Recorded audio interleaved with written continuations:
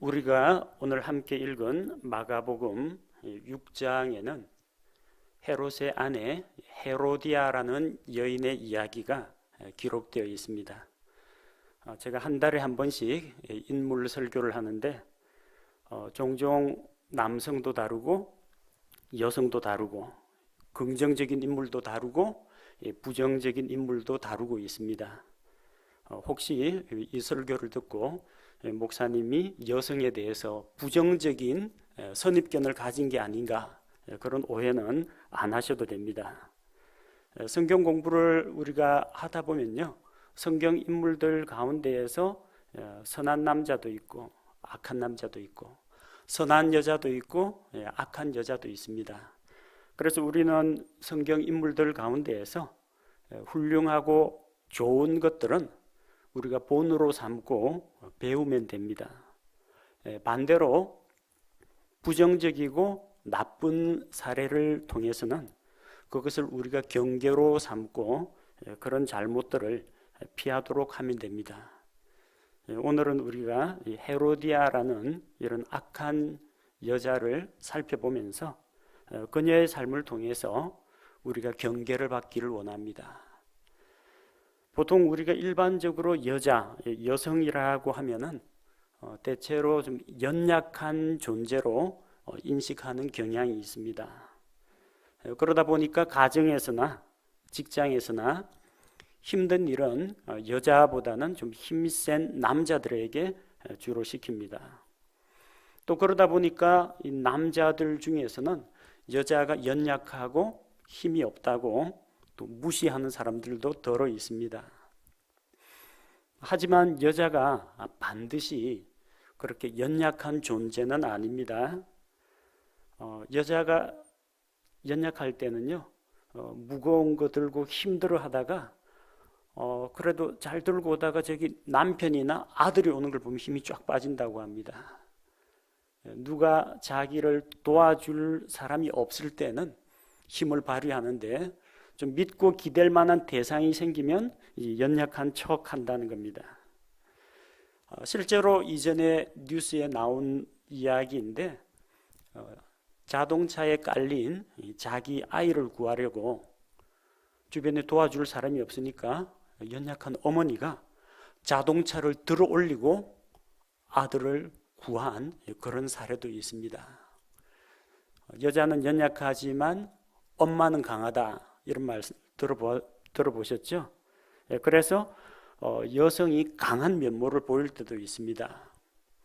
성경에 보면 사사기 4장 21절에 야엘이라는 여인이 있었는데 가나안 왕 야빈의 군대대장 시스라가 그녀의 집에 몸을 피신하러 왔을 때 이 여자가 잠자고 있는 시스라의 머리에 텐트 치는 말뚝을 박아서 그를 죽여버렸습니다. 남자 군인들도 하기 힘든 이런 일을 이 여성이 담대하게 해냈다는 것입니다.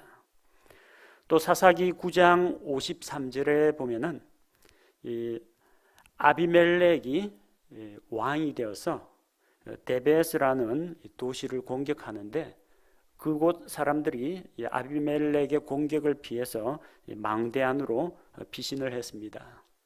아비멜렉이 그 망대를 함락시키려고 망대 가까이 나아갔을 때 거기에 피신해 있던 여자들 가운데 한 사람이 이 맷돌을 들고 던져가지고 아비멜렉의 머리를 깨뜨려서 죽여버렸습니다.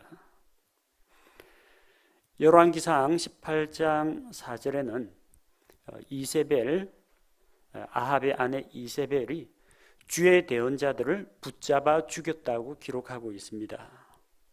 그래서 여자들도 때로는 이렇게 강하고 또 담대하고 용맹스러운 그런 모습을 발휘하기도 합니다.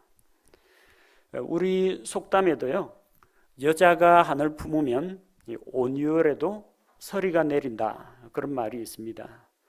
이것은 여자의 집착과 분노가 폭발하면 그만큼 무섭다는 것을 이야기합니다. 그래서 우리는 여성을 화나게 해서는 안 됩니다. 여성이 분노나 한을 품도록 해서는 안 된다는 겁니다. 이 여자 안에 있는 어떤 갈망과 열정이 선한 방향으로 표출이 되면 자기 발전에 도움이 됩니다. 또 그 열정으로 여성도 크고 위대한 일을 이룰 수가 있습니다. 그러나 만약에 이 여성 속에 있는 이런 갈망과 열정이 비뚤어진 방식으로 발산될 경우에는 자기 자신은 물론이고 그녀의 주변에 있는 수많은 사람들을 힘들게 하고 결국 파멸로 이끌게 됩니다. 그래서 오늘 우리는 비뚤어진 야망, 잘못된 탐욕으로 인해서 자기 자신과 자기의 가정을 파멸로 이끈 헤로디아라는 여자에 대해서 살펴보고자 합니다. 자, 헤로디아는 어떤 인물인가? 우리가 성경 말씀에서 찾아보겠습니다. 헤롯 대왕에게는 5명의 아내가 있었습니다. 헤롯 대왕이 누구냐면요, 예수님께서 이 땅에 어린 아이로 태어나실 때 다스리던 왕이었습니다. 에돔 출신의 헤롯이 유대교로 귀화해서 로마 정부로부터 이 이스라엘을 다스리는, 유대 지방을 다스리는 왕으로 임명이 된 것입니다. 이 헤롯 대왕에게는 아내가 5명이 있었는데요, 그 가운데 마리암네 1세가 낳은 아리스토블루스가 있습니다. 그 아리스토블루스의 딸이 헤로디아입니다. 또 이 헤로디아의 오빠가 헤롯 아그리파 1세입니다. 사도행전에 나오죠. 그리고 헤롯 대왕의 아내 마리암네 2세가 낳은 아들이 헤롯 빌립 1세입니다. 헤로디아는 처음에 이 헤롯 빌립 1세하고 결혼을 했습니다. 헤로디아는 헤롯 대왕의 손녀고요. 그리고 헤롯 빌립 1세는 그 아들입니다. 그러니까 촌수가 어떻게 돼요? 삼촌하고 여자 조카 사이입니다. 에돔 사람들 사이에서는 이런 근친 간의 결혼도 성행했다는 것을 보여줍니다. 그런데 이 헤롯 빌립 1세는 다스리는 영토를 할당받지를 못했습니다. 그냥 왕가의 인물이긴 한데 영토를 다스리는 어떤 영주나 어떤 벼슬을 한 것은 아닙니다. 이 헤롯 빌립 1세는 종종 헤롯 빌립 2세와 혼동하는 경우가 있습니다. 성경의 헤롯 빌립 2세는 누가복음 3장 1절에 등장합니다. 이제 카이사르 티베리우스의 통치 제15년에 본디오 빌라도가 유대의 총독으로, 헤롯이 갈릴리의 사분영주로, 그의 동생 빌립이 이두레와 드라고니 지방의 사분영주로, 루사니아가 아빌레네의 사분영주로, 여기 이두레와 드라고닛을 다스리던 사분영주 빌립은 헤롯 빌립 2세입니다. 헤롯 빌립 2세는 헤로디아하고 결혼한 그 빌립이 아닙니다. 자, 그래서 이제 헤로디아는 처음에 왕가의 자식이라고 하는 헤롯 빌립 1세 자기 삼촌하고 결혼해서 살고 있었습니다. 그런데 또 본문에 어떤 헤롯이 등장하느냐 하면요, 헤롯 안티파스, 헤롯 안티바가 등장합니다. 갈릴리 지방을 다스리는 사분영주입니다. 이 헤롯 안티바는 헤롯 대왕에게 5명의 아내가 있었다고 했죠. 그 중에 말타스라는 여자가 낳은 아들입니다. 말하자면은 헤로디아하고는 촌수로 따지면은 역시 삼촌입니다. 그런데 한편으로는 자기 남편의 형님이 되니까 시아주버님 뻘이 됩니다. 그런데 이 헤롯 안디바가 헤로디아에게 반해가지고 자기 동생 빌립으로부터 그녀를 빼앗게 됩니다. 헤로디아가 힘이 없어서 끌려간 건 아니고요, 그녀도 옳았구나 생각하고 자기 남편을 버리고 이 시아주버님에게로 간 겁니다. 헤로디아는 자기의 첫 남편, 삼촌이자 첫 남편인 헤롯 빌립 1세하고 헤어지고 또 다른 삼촌이자 시아주버니가 되는 헤롯 안디바와 결혼을 했습니다. 헤롯 안디바 역시 자기 여자 조카인 그 헤로디아하고 결혼을 하기 위해서 자기의 본처가 있습니다. 아라비아의 나바테아 왕국의 왕 아레다, 성경에 아레타스라고 나옵니다. 이 아레다의 딸과 이혼을 했습니다. 둘 다 더 좋은 배우자를 만나려고 자기 남편을 버리고 자기 아내를 버린 것입니다. 이것만 해도 벌써 율법에 어긋나는 일입니다. 누구든지 아내를 버리고 다른 데 장가드는 사람은 간음하는 자라고 했죠. 또 자기 남편을 버리고 또 다른 데 시집 가면 그것도 간음입니다.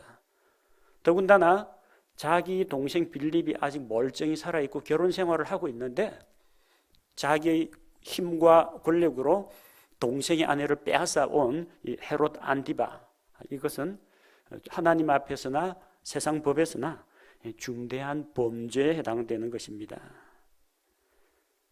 그러니까 침례자 요한으로부터 헤롯이 책망을 당한 겁니다. 헤로디아의 결혼 생활을 살펴보면요, 헤로디아는 헤롯 대왕의 손녀이기 때문에 왕가의 여자로서 생활이 그렇게 빈궁하지는 않았습니다. 자기의 첫 남편 빌립 1세도 헤롯 대왕의 아들입니다. 특별한 벼슬이 없다고 할지라도 금수저 집안입니다. 별 아쉬운 게 없습니다. 하지만 헤로디아는 결혼 생활에서 만족을 누리질 못했습니다. 주변에 자기 친척을 보니까요, 저기 삼촌 헤롯 안디바 갈릴리 지방을 다스립니다. 헤롯 빌립 2세 이두레와 드라고니 지방을 다스립니다. 자기 남편도 헤롯의 아들인 것은 맞는데, 헤롯 대왕의 아들이긴 한데 자기 남편은 무능합니다. 인정받지 못했습니다. 아버지가 그에게는 땅을 주지 않았습니다. 그래서 그녀는 지금보다 더 행복하고 더 나은 결혼 생활을 꿈꾸고 그를 위해서 현 남편을 버리고 재혼을 하려고 한 겁니다. 재혼을 하면은 더 많은 재물을 얻게 되고 그 많은 재물로 보다 더 사치와 향락을 누릴 수 있을 것이라고 생각했습니다. 지금 왕가의 자식이라는 그런 아버지의 그 후광을 입은 권력 말고 실제 권력의 최일선에서 다른 사람보다 높아지기를 원했던 것입니다. 헤로디아는 어떤 여자인지 대충 감이 오죠. 헤로디아가 어떤 여자인지 몇 가지로 요약해 보도록 하겠습니다. 첫째, 헤로디아는 육신적인 욕망을 추구하는 여자입니다. 사람에게는 누구나 욕구, 욕망이 있습니다. 대표적인 욕망을 세 가지 꼽으라고 하면은 성경에 나오는 것처럼 육신의 정욕, 안목의 정욕, 인생의 자랑입니다. 이런 욕구 자체가 문제는 아닙니다. 우리 육신은 요구하는 것이 있습니다. 배고프면 음식을 먹어줘야 합니다. 먹어야 건강을 유지하고 생명을 유지할 수가 있습니다. 그러니까 식욕, 밥 먹는 게 죄는 아닙니다. 근데 어떤 때 죄가 되느냐? 이 먹고자 하는 식욕이 비정상적으로 과도하게 발휘됐을 때, 탐식, 그리고 자기가 어떤 음식에 과도하게 집착할 때, 필요 이상으로 포식을 할 때, 이거는 자기의 배를 섬기는 것, 자기의 육신을 섬기는 것입니다. 이런 것은 죄가 됩니다. 졸리면 잠이 오면 자야죠. 수면 욕구도 정상적으로 자기가 정해진 시간에 자고 일어나고 깨어서 활동하는 것은 하나님 앞에서 죄가 아닙니다. 잠자는 그 자체가 죄는 아닙니다. 그런데 잠자기를 좋아해서 하나님께서 주신 시간을 헛되이 사용하고 나태하게 지내고 늦잠을 자다 보니까 가정생활, 직장생활, 사회생활을 제대로 하지 못한다. 이건 문제가 있습니다. 게으름의 죄입니다. 잠자는 죄가 아니라 나태함의 죄라는 겁니다. 사람에게는 성욕이 있습니다. 이 자체가 나쁜 건 아닙니다. 건강한 남자, 건강한 여자는 이 성인이 되면 자연스럽게 그런 욕구를 가집니다. 그게 법에서 지정한 테두리 안에서 합당한 상대와 정상적으로 발휘될 때는 아무런 문제가 없습니다. 그게 왜 문제가 됩니까? 비정상적이고 변태적인 방법으로 허락되지 않은 사람에게 그런 욕구를 발산할 때는 죄가 된다는 것입니다. 그래서 우리에게 어떤 욕구나 갈망이 있다고 해서 그 자체는 죄는 아닙니다. 그게 과도하게 절제력을 잃고 과도하게 남용될 때 죄로 이어진다는 겁니다. 헤로디아는 육신의 정욕을 가지고 있었습니다. 하지만 그녀는 지금 현재의 남편에 만족하지 못하고 자기의 욕망을 채워줄 또 다른 남자를 구했다는 겁니다. 한 남자로 만족하지 못하고 다른 데 눈독을 들였다는 거죠. 또 그녀에게는 안목의 정욕이 있었습니다. 여자들 보는 거, 이쁜 거 갖고 싶다 이 생각이 듭니다. 눈을 통해서 유혹이 들어옵니다. 세상의 부귀와 영화와 사치와 향락에 대해서 이 욕심을 품는 이 안목의 정욕이 찾아왔습니다. 그래서 그런 걸 충족시켰습니다. 그러면은 만족이 되느냐? 일시적으로 만족하긴 하지만 그 탐욕은 끝이 없습니다. 잠언 27장 20절 말씀을 보면 지옥과 멸망이 결코 가득 차지 아니하는 것 같이 사람의 눈도 결코 만족하지 아니하느니라. 눈은 보아도 족함이 없고 귀는 들어도 차지 아니하는도다. 욕심은 그걸 충족시킨다고 해서 만족하는 것이 아니라 또 다른 욕구가 또 일어나게 됩니다. 예를 들어서 어떤 그 어린아이가 돈을 가지고 있다가 100원짜리 동전을 하수구에 빠뜨렸습니다. 그 앞에서 서럽게 울고 있어요. 지나가던 마음씨 좋은 아저씨가 얘야 왜 우느냐? 100원짜리 동전 잃어버렸어요 하고 웁니다. 그 보기가 딱했던지 그 아저씨가 지갑에서 100원짜리 동전 하나 꺼내가 주었습니다. 자, 이거 갖고 울지 마라. 그러니까 얘가 더 서럽게 웁니다. 아니 내가 100원 줬는데 왜 우느냐? 아까 그 동전을 잃어버리지 않았으면 200원이 됐을 텐데 하면서 또 서럽게 우는 겁니다. 뭐 우습게 들릴지 모르지만 그 어린아이 문제가 아니고요. 그게 우리 모습이에요. 우리 헤로디아 이 손가락질 할지 모르지만 우리도 그녀와 크게 다르지 않습니다. 욕심을 추구하면 추구할수록 더 많은 것을 갖고 싶어집니다. 그녀는 또한 인생의 자랑을 추구하던 여자였습니다. 다른 사람보다 높아지기를 원하고 높은 지위와 권력을 탐냈습니다. 자기 남편을 보니까 왕가의 자식이긴 한데 아버지한테도 인정 못 받고 로마 정부에도 인정을 못 받고 영토를 다스리지를 못합니다. 그런데 시아 주보님을 보니까 야심 있는 정치가예요. 권력을 장악했습니다. 그래서 권력을 가진 헤롯 안디바와 재혼을 했습니다. 남편 버리고 더 멋진 남자하고 결혼하겠다. 결혼했습니다. 결혼하니까 참 얼마간 행복했겠죠. 나중에 보니까 자기 오빠는 헤롯 아그리파 1세 아그리파 왕으로 불립니다. 왜 내 남편은 영주인데 오빠는 왕? 내 남편이 못났구나. 이번에는 옛날 남편 헤롯 빌립과 이혼하고 헤롯 안디바하고 결혼을 했는데 헤롯 안디바 가지고도 만족이 안 됩니다. 내 남편도 왕이 되었으면 좋겠다. 남편을 꼬드깁니다. 남편을 꼬드겨서 같이 로마로 갑니다.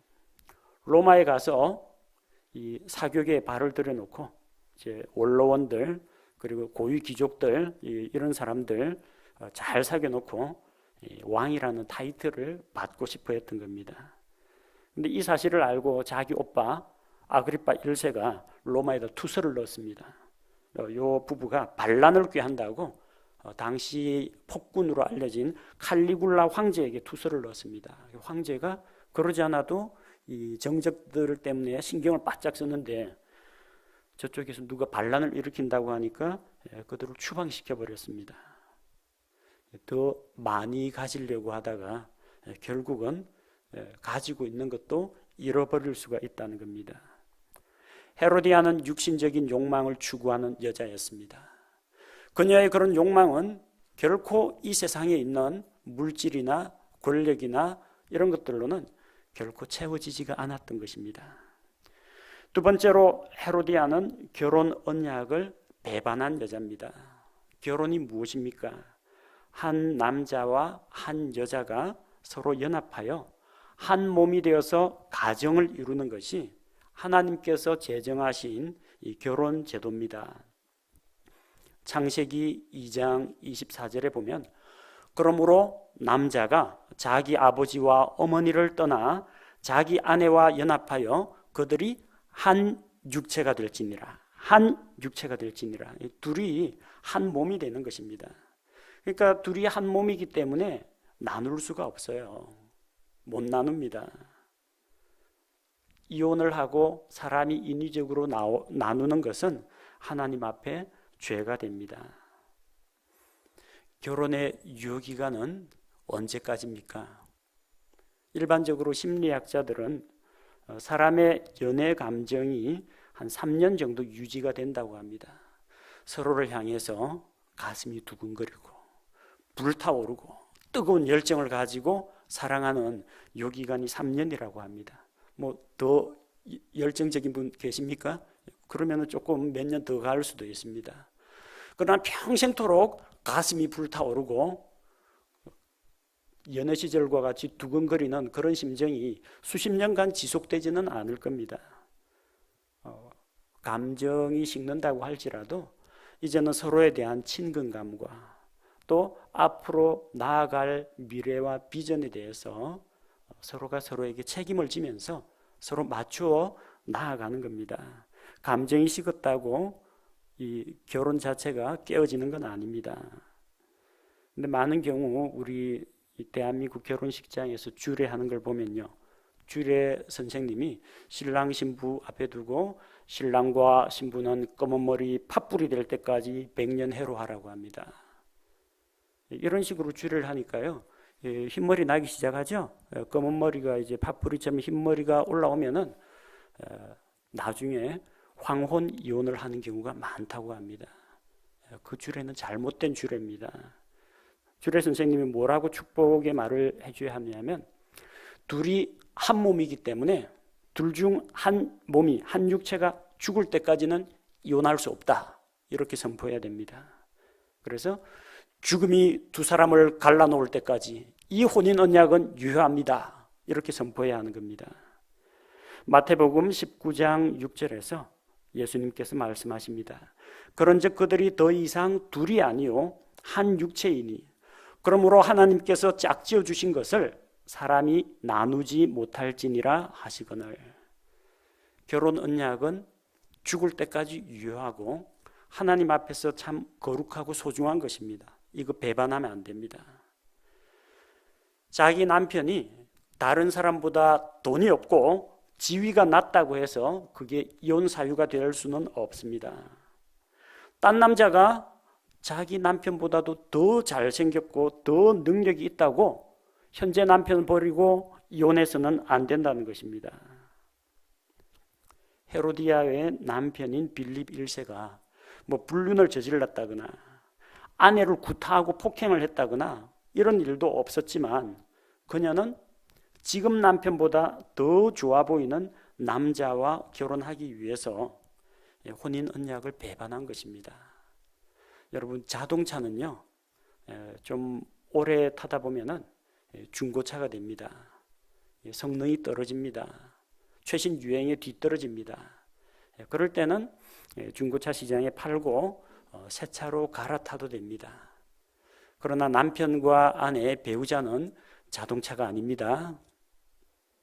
좀 늙었다고, 그리고 능력이 모자란다고, 성능이 떨어진다고, 뭔가 좀 안 맞는 게 있다고 이 남자 저 남자, 이 여자 저 여자 그렇게 갈아타올 수 있는 게 아니라는 겁니다. 한번 혼인 언약으로 맺어졌으면 죽을 때까지 가지고 가야 합니다. 우리 자매님들 가운데에서 현재 자기 남편이 마음에 안 든다, 그런 분 계십니까? 안 계시겠죠? 여러 자매님들의 지금 남편은요, 하나님과 수많은 증인들 앞에서 사랑과 순종의 서약을 한 바로 그 사람입니다. 여러분에게 돈을 벌어다 주는 남자는 드라마 속에 나오는 멋진 탤런트나 잘 나가는 이웃집 남자가 아닙니다. 지금 남편입니다.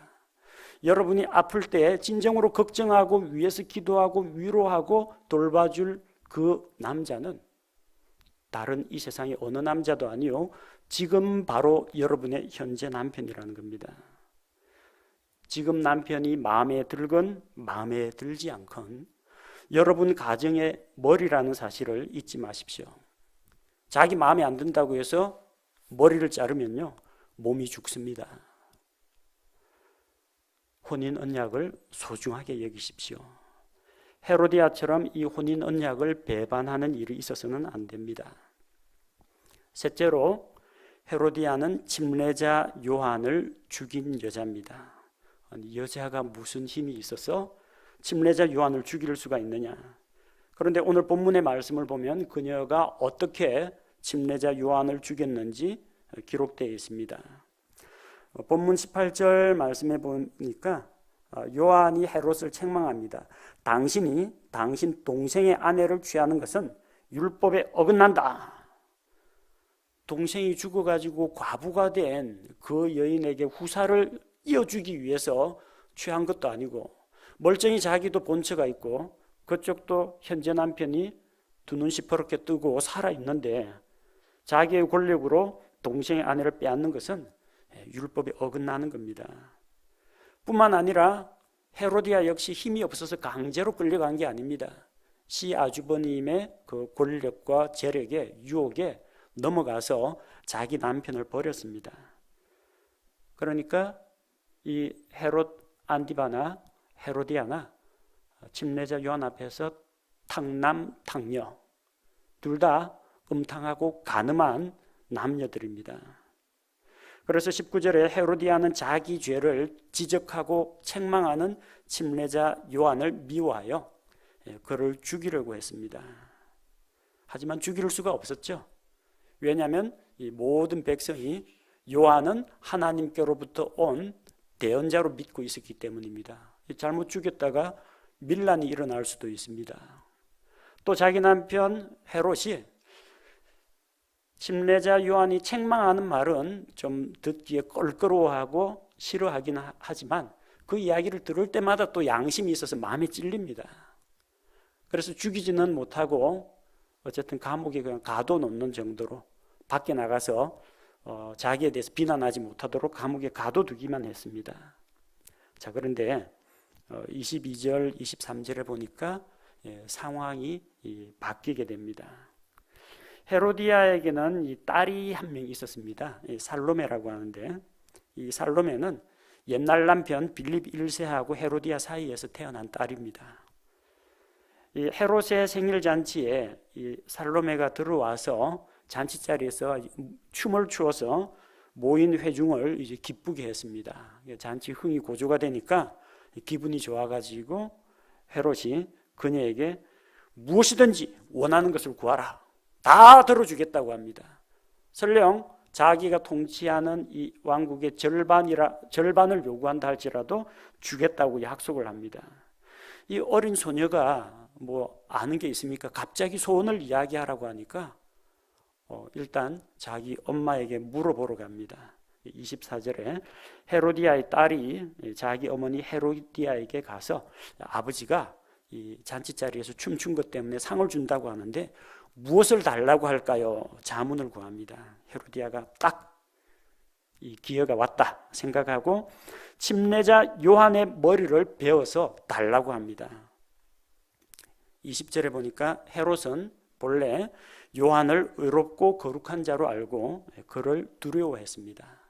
찔림을 받으면서도 그의 말을 달게 들었습니다. 듣긴 했지만 자기 행동, 자기 삶을 변화시키지는 않았던 것입니다. 그런데 많은 손님들 앞에서 자기가 무엇이든지 구하라, 구하는 대로 주겠다라고 했는데 침례자 요한의 목을 달라고 하니 참 죽이고 싶지는 않은데 또 왕으로서 사람들 앞에서 공개적으로 약속한 것을 뒤엎을 수도 없습니다. 생일잔치에 사람을 죽이는 피비린내 나는 그런 일을 해서는 안 됩니다. 그러나 헤롯은 자기가 한 약속 때문에 그녀의 요구대로 침례자 요한의 목을 베어줍니다. 목 베어가 아니라 죽이고 그냥 묻으면 될 텐데 그 피 뚝뚝 흐르는 그 머리를 쟁반에 담아가지고 어린 소녀에게 줍니다. 이 어린 소녀도 그 어머니 헤로디아도 그 목 베어 죽이라고 한 헤롯도 다 정상이 아닙니다. 침례자 요한이 어쩌다가 죽었습니까? 하나님의 말씀을 선포하다가 회중들에게 돌맞아 죽었습니까? 그러면 차라리 영광스러운 순교를 하게 되겠죠. 어떻게 죽었느냐 하면 욕망에 눈먼 한 여자의 집착과 분노에 의해서 마침내 감옥에 있던 침례자 요한이 죽임을 당했습니다. 여러분, 여자가 이렇게 무섭습니다. 여자가 한이나 분노를 품으면 그 분노를 잘못된 방향으로 발산할 경우에 이런 엄청난 사건을 일으킬 수 있다는 겁니다. 그래서 우리는 이 헤로디아의 사례를 통해서 경계를 받고 또 우리 자신을 돌아봐야 합니다. 아직까지 결혼하지 않은, 결혼을 앞두고 있는 우리 청년들, 청년 형제들, 청년 자매들 잘 들으십시오. 결혼은 신분 상승의 수단이 아닙니다. 사람들 가운데는 결혼을 신분 상승의 한 수단으로 생각하는 사람들이 들어 있습니다. 우리 사회에서는 대부분 부와 권력이 상속을 통해서 세습되는 실정입니다. 그래서 평범한 가정에서 태어난 사람은 열심히 공부해서 노력을 해서 실력을 쌓아서 성공하려고 합니다.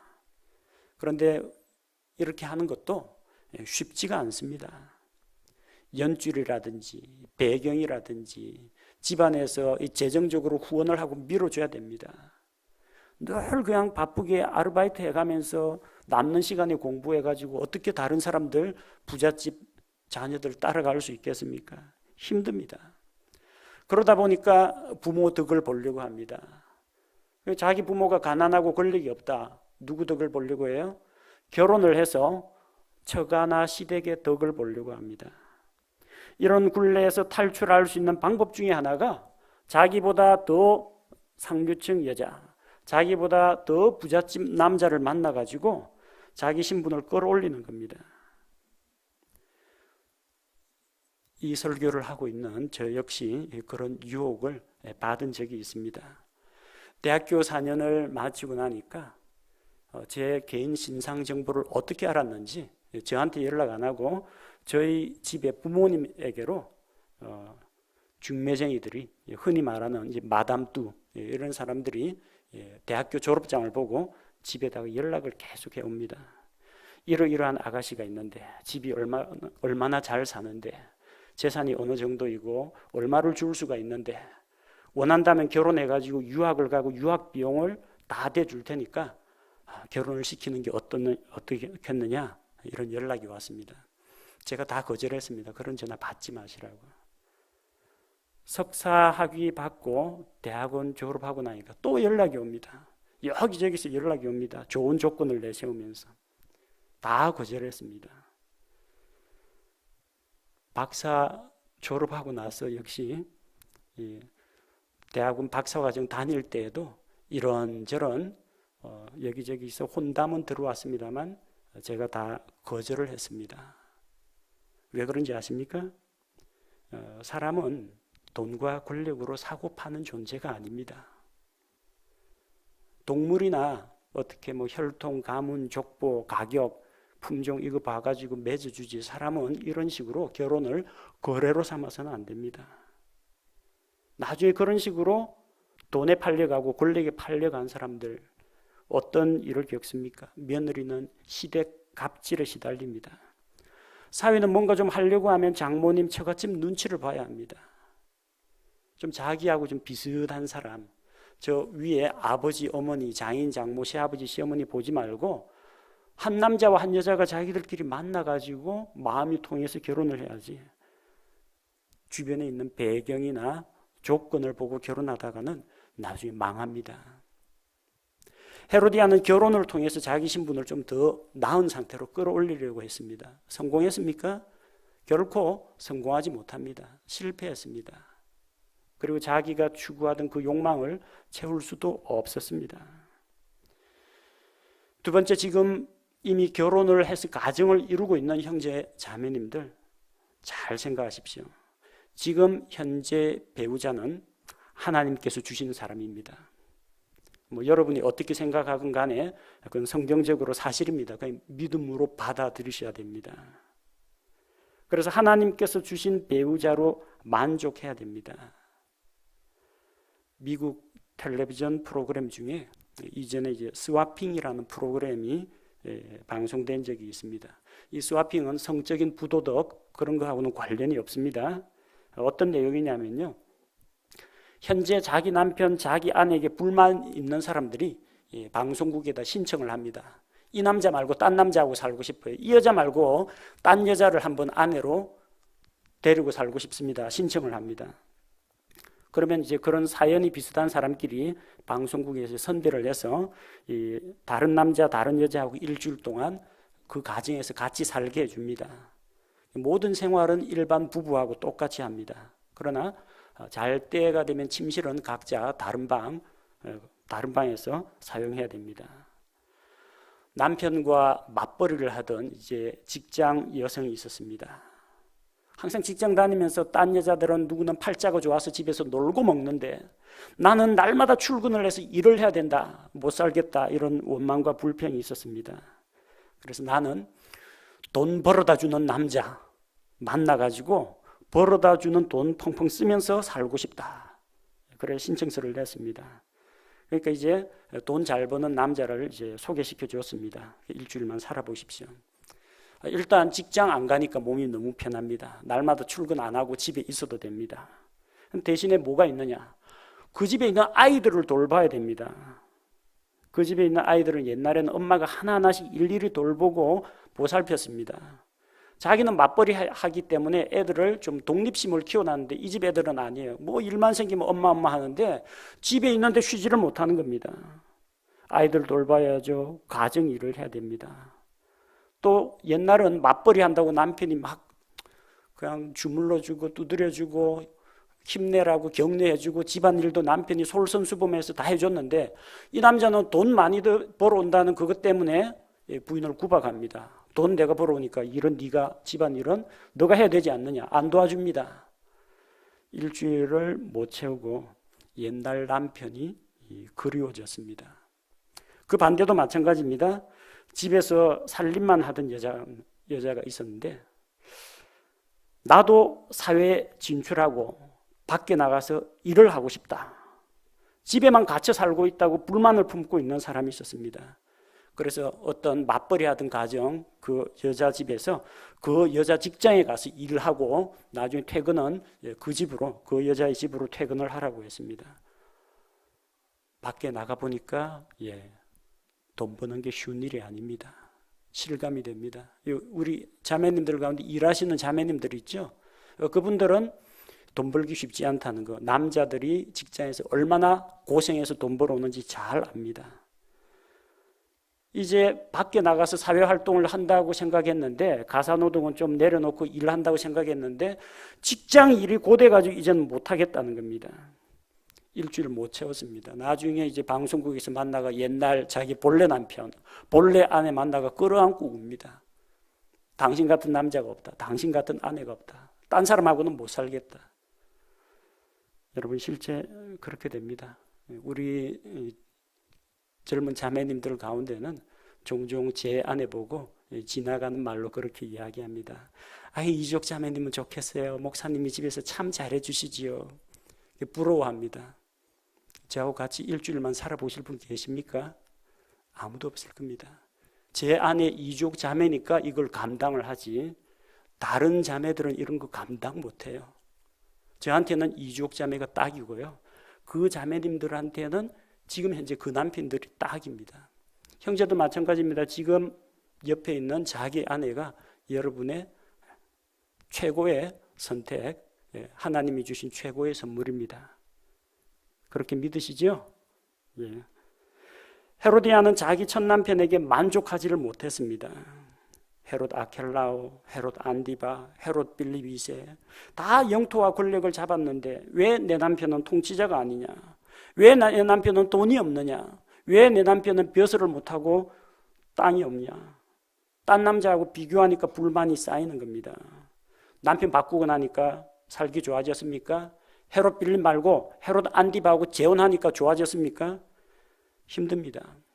본격적인 권력 암투에 들어가야 됩니다. 그러면은 헤롯 안디바가 헤로디아만 위해서 헌신할 것 같습니까?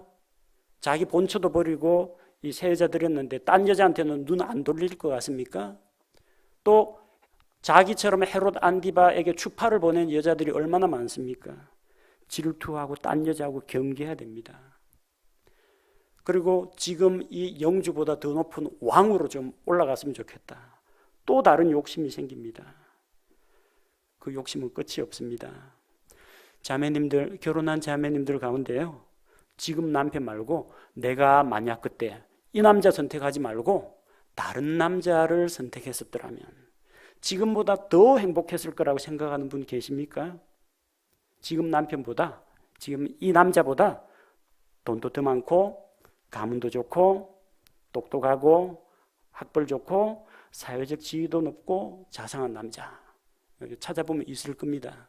근데 문제는요, 돈 많고 가문 좋고 사회적 지위도 높고 매너가 좋은 남자가 뭐가 아쉬워서 자매님을 택할 것 같습니까? 그 남자가 여러분 싫어합니다. 여러분이 좋아할지 모르지만 미우나 고우나 어쨌든 지금 남편을 하나님께서 나에게 주신 사람으로 나의 머리로 믿고 따라야 한다는 것입니다. 이번에는 남편 대신 형제님들에게 권면을 드리겠습니다. 자꾸 이 헤로디아만 욕할 게 아니라요, 남편이 아내한테 잘해야 됩니다. 남편은 아내의 마음을 채워줘야 됩니다. 헤로디아를 사악한 여자라고 욕심 덩어리라고 비난만 할 것이 아니라 그녀를 좀 안타깝고 불쌍하게 봐야 됩니다. 헤로디아의 마음속에는 채워지지 않는 공허함과 갈망으로 가득 차 있었습니다. 그걸 엉뚱하게 재물, 사치, 권력으로 채우려고 하다 보니까 결국 자기 인생도 망가지고 양쪽 가정도 다 파탄내고 자기를 책망하는 침례자 요한까지 죽이는 그런 일이 일어났던 것입니다. 그녀의 마음속에 있는 그 빈자리는요, 육신의 어떤 정욕으로 혹은 물질로, 권력으로, 사치품으로 채워지지는 않습니다. 사람은 영적인 존재입니다. 밥만 먹고 배부르게 잘 산다고 해서 만족을 누리지는 못합니다. 누가 우리에게 참 만족을 주시느냐? 우리에게 영과 혼과 몸을 주신 창조주 하나님께서 진정한 만족을 안겨주실 수가 있습니다. 이사야 58장 11절에 또 주가 너를 항상 인도하여 가뭄 속에서도 내 혼을 만족시키며 내 뼈를 기름지게 하리니 너는 물된 동산 같겠고 물이 끊어지지 아니하는 물샘 같으리라. 영적인 갈망이 있습니까? 마음의 공허함이 있습니까? 하나님께서 채워주시기를, 만족하게 해주시기를 기도해야 됩니다. 갈급함, 목마름이 있습니까? 물이 끊어지지 아니한 물샘같이 하나님께서 주시는 것으로 갈증을 채워야 합니다. 세상 것으로 채우려고 하면 마실수록 더욱더 목마르게 하는 바닷물과 같습니다. 또한 그녀의 마음속에 있는 이 공허함은 남편의 사랑으로 채워야 합니다. 갱년기 다가오면 이 자매님들 가운데 뭔가 마음 한구석에 찬바람이 휙 부는 것 같고, 애들은 머리 컸다고 다 자기 길로 가고, 남편은 옛날처럼 열정으로 나를 대우하지 않고 그냥 멀뚱멀뚱 바라보기만 하고 마음이 허하다고 하는 분들이 있습니다. 그걸 뭘로 채워야 됩니까? 취미생활로요? 아니면은 다른 쇼핑이나 영화 감상이나 이런 소일거리로요? 그걸로 채울 수 없습니다. 남편의 사랑으로 채워야 합니다. 누가 채워줘야 됩니까? 남편이 채워줘야 됩니다. 남편은 아내에게 하나님의 말씀을 들려주고 같은 믿음과 소망에 대해서 대화하며 아내의 영적인 필요, 정서적인 필요, 신체적인 필요, 물질적인 필요를 채워주는 자가 되어야 합니다. 남편이 머리 아닙니까? 사령탑 아닙니까? 남편이 머리로서 아내를 돌보고 보살펴줘야 합니다. 베드로전서 3장 7절, 남편들아 이와 같이 너희도 지식에 따라 그들과 동거하고 아내를 더 약한 그릇이요 또 생명의 은혜를 함께 상속받을 자로 여기고 존중하라고 했습니다. 아내는 연약한 그릇입니다. 상처 잘 받습니다. 잘 깨어집니다. 안 깨어진다 하더라도 금가버립니다. 애지중지 다뤄야 됩니다. 상처 주지 마십시오. 함께 하나님의 은혜를 상속받을 나의 동반자로 여기고 아내를 존중해 줘야 됩니다. 남편한테 사랑받고 이런 것들이 채워지면요, 조금 못 먹어도 돈 좀 없어도 자매님들 그리 큰 불만 없습니다. 하나님의 말씀으로 자매를 채워주고 남편의 사랑으로 아내를 채워줄 때 헤로디아처럼 삐딱하게 욕망이 엉뚱한 대로 발산되는 그런 일이 없게 됩니다. 우리는 오늘 성경에서 헤로디아라는 한 여자의 이 삐뚤어진 삶의 모습을 보았습니다. 그녀가 품고 있던 헛된 갈망과 야욕은 자신의 인생을 부패시키고 주변 사람들을 힘들게 만들었습니다. 우리 성도들은 형제든 자매건 헛된 욕망에 목말라 하거나 헛된 욕망에 집착하지 말아야 합니다. 우리는 하나님으로 인해서 만족해야 합니다. 하나님께서 우리에게 은혜로 주신 것들로 인해 감사하는 삶을 살아야 합니다. 자기 배우자에게 감사하십시오. 배우자를 주신 하나님께 감사하십시오. 내게 남편을 주셔서 감사합니다. 내게 이런 아내를 주셔서 감사합니다. 감사하는 마음을 가지고 사셔야 합니다. 또 부모는 하나님 이런 자녀를 주셔서 감사합니다. 선물로 이 귀한 생명을 주셔서 감사합니다. 자녀는 우리에게 정말 좋은 부모님을 주셔서 감사합니다. 감사하십시오. 이렇게 감사와 찬양이 넘치는 가정이 될 때 가정이 하나님의 진리의 말씀 가운데 바로 서게 됩니다. 그런 가정들이 모인 교회는 건강한 교회가 되고 바로 서는 교회가 됩니다. 그리고 그런 가정들이 모인 이 사회는 바르게 설 수 있게 됩니다. 이런 감사와 찬양이 넘치는 가정에서 선한 열매와 선한 간증이 많이 드러나게 됩니다. 그리고 사람들은 우리의 선한 간증을 보고 하나님께 영광을 돌리게 됩니다. 우리 모두 하나님의 말씀을 따라서 이런 아름다운 가정, 사랑과 신뢰와 존경이 넘치는 가정을 만들어서 하나님께 영광 돌리는 성도들이 되도록 합시다.